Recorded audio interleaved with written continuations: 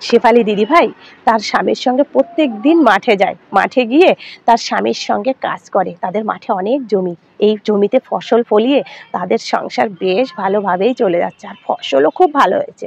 প্রতিদিনের মতো শেফালি দিদি ভাবছে আজ না আমি আমার স্বামীর থেকে তাড়াতাড়ি মাঠে যাব।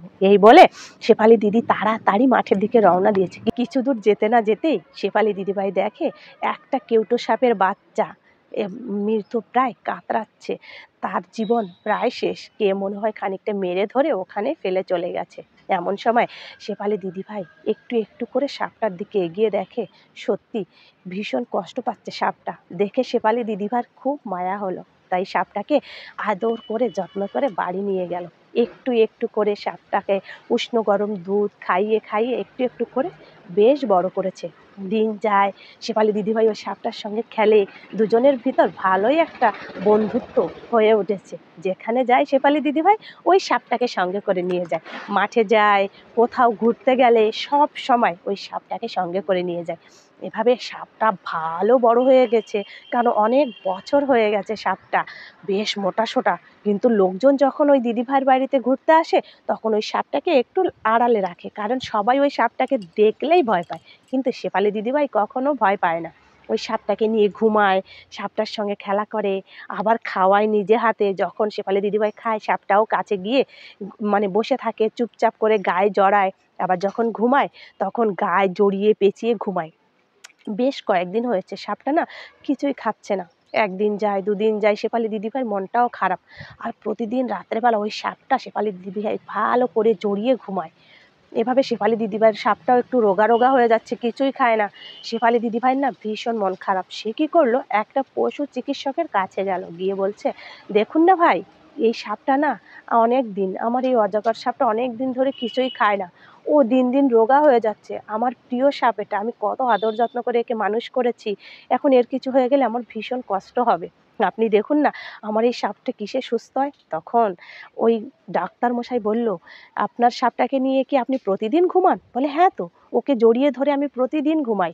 আর যখন ঘুমাই এই ইদানিং হচ্ছে ও আমাকে ভালো করে সুন্দর করে জড়িয়ে জড়িয়ে ঘুমায়। তখন সাপের ওই ডাক্তার মানে পশু যে চিকিৎসক সে বলল ও অনেকদিন ধরে কিছুই খাচ্ছে না, তাই তাই তো? বলে হ্যাঁ কিছুই খাচ্ছে না। বলে আপনাকে বেশ আষ্টে পিষ্টে জড়িয়ে ধরে ঘুমায় বেশ কয়েকদিন, যতদিন না ও খাওয়া বন্ধ দিয়েছে এতদিন। বলে হ্যাঁ, ও কিছুই খাচ্ছে না। বলে হ্যাঁ, ও কি করছে? ও খাচ্ছে না, ওর যা স্বভাব ও সেটাই করারই সুযোগের অপেক্ষায় আছে। ও আপনাকে প্রতিদিন জড়িয়ে ঘুমায়, মানে দেখছে আপনাকে জড়িয়ে যত সুন্দর করে ঘুমাচ্ছে, আর ও বুঝছে আপনাকে জড়িয়ে ধরে যে আপনাকে খেলে ও কতদিন ওর পেটটা হজম হতে টাইম লাগবে, এটাই ও জড়িয়ে ধরে ধরে সেটাই দেখছে।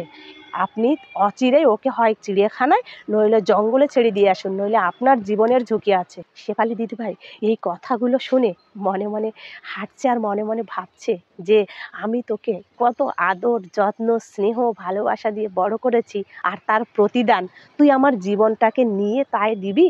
সেই প্রতিদানটা, হায় রে অবলা জীব, তুই আমার ভালোবাসার প্রতিদান এভাবেই দিবি?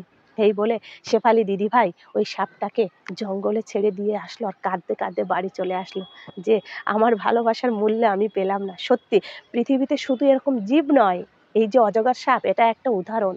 এই অজগর সাপের মতো অনেক মানুষ আছে, তারা ভালোবাসা স্নেহ মমতার বিনিময়ে সারা শুধু কষ্টই দেয়, তারা এমনকি জীবনটা নিতেও দ্বিধাবোধ করে না। তাই সব সময় একটা কথা বলবো, নিজের জীবন নিজের কাছেই সেফ, তাই ছাড়া অন্য কারো কাছে সেফ নয়। তাই সব সময় নিজের খেয়াল নিজেকেই রাখতে হবে, আর সব সময় হাসি খুশি থাকবে, কেমন? হ্যালো ফ্রেন্ডস, আজকের গল্পটা আমি এখানেই শেষ করছি। আর এই যে হ্যাঁ, তুমি আমার ভিডিওটা কোথা থেকে দেখছো? ইউটিউব থেকে?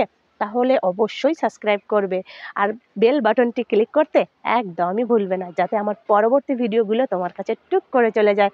আর হ্যাঁ, ফেসবুক থেকে দেখলে অবশ্যই অবশ্যই ফলোটা করে রাখবে, লাইক কমেন্ট করতে একদমই ভুলবে। তোমাদের একটা কমেন্ট আমার ভিডিও করার আগ্রহটা না অনেকটাই বেড়ে যায়। অবশ্যই একটা কমেন্ট তোমাদের কাছ থেকে চাই। টাটা।